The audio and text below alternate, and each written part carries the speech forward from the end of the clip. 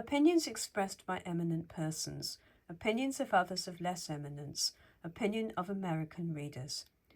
Into this list of the admirers of my aunt's works, I admit those only whose eminence will be universally acknowledged. No doubt the number might have been increased. Southey, in a letter to Sir Egerton Brydges, says, "You mention Miss Austen. Her novels are more true to nature and have for my sympathies passages of finer feeling than any others of this age. She was a person of whom I have heard so well and think so highly, that I regret not having had an opportunity of testifying to her the respect which I felt for her." It may be observed that Southey had probably heard from his own family connections of the charm of her private character.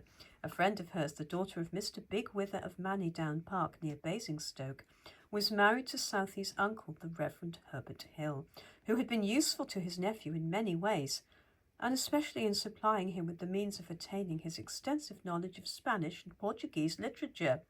Mr. Hill had been chaplain to the British factory at Lisbon, where Southey visited him and had the use of a library in those languages which his uncle had collected. Southey himself continually mentions his Uncle Hill in terms of respect and gratitude. S.T. Coleridge would sometimes burst out into high encomiums of Miss Austen's novels as being, in their way, perfectly genuine and individual productions. I remember Miss Mitford saying to me, "I would almost cut off one of my hands if it would enable me to write like your aunt with the other one." The biographer Sir J. Mackintosh says something recalled to his mind the traits of characters which are so delicately touched in Miss Austen's novels. He said that there was a genius in sketching out that new kind of novel.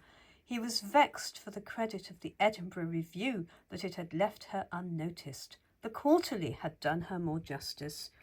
It was impossible for a foreigner to understand fully the merit of her works. Madame de Staël, to whom he had recommended one of her novels, found no interest in it, and in her note to him in reply said it was vulgaire, and yet he said nothing could be more true than what he wrote in answer. There is no book which that word would so little suit. Every village could furnish matter for a novel to Miss Austen. She did not need the common materials for a novel, strong emotions or strong incidents. It was not, however, quite impossible for a foreigner to appreciate these works, for Monsieur Gillot writes thus, "I am a great novel reader, but I seldom read German or French novels. The characters are too artificial. My delight is to read English novels, particularly those written by women. C'est toute une école de morale.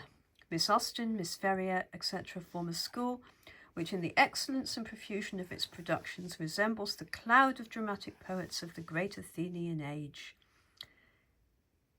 In The Keepsake of 1825, the following lines appeared, written by Lord Morpeth, afterwards Severn Earl of Carlisle, and Lord Lieutenant of Ireland, accompanying an illustration of a lady reading a novel.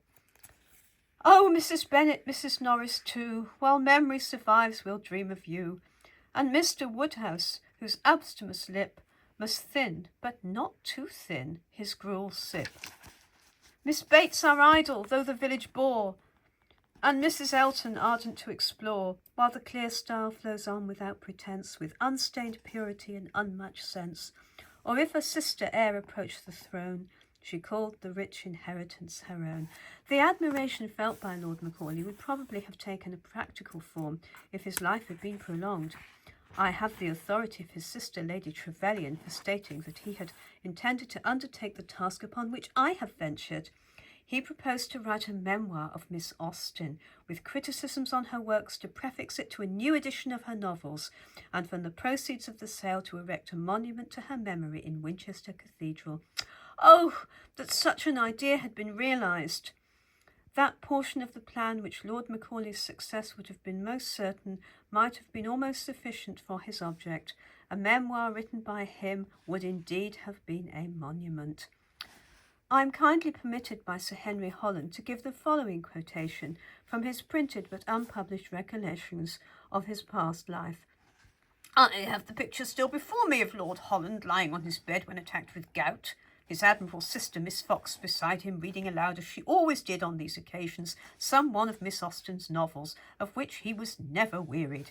I well recollect the time when these charming novels, almost unique in their style of humour, burst suddenly on the world. It was sad that their writer did not live to witness the growth of her fame. My brother-in-law, Sir Denis Le Marchant, has supplied me with the following anecdotes from his own recollections.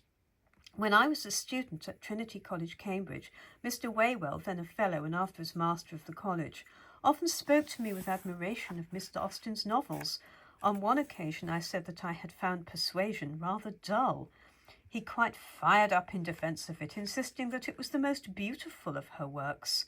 This accomplished philosopher was deeply versed in works of fiction. I recollect his writing to me from Carnarvon, where he had the charge of some pupils, that he was weary of his stay, for he had read the circulating library twice through.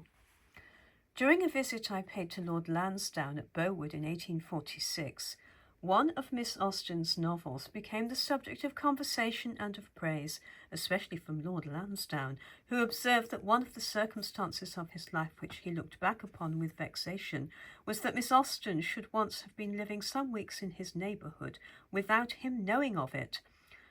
I have heard Sidney Smith more than once dwell with eloquence on the merits of Miss Austen's novels. He told me he should have enjoyed giving her the pleasure of reading her praises in the Edinburgh Review. Fanny Price was one of his prime favourites.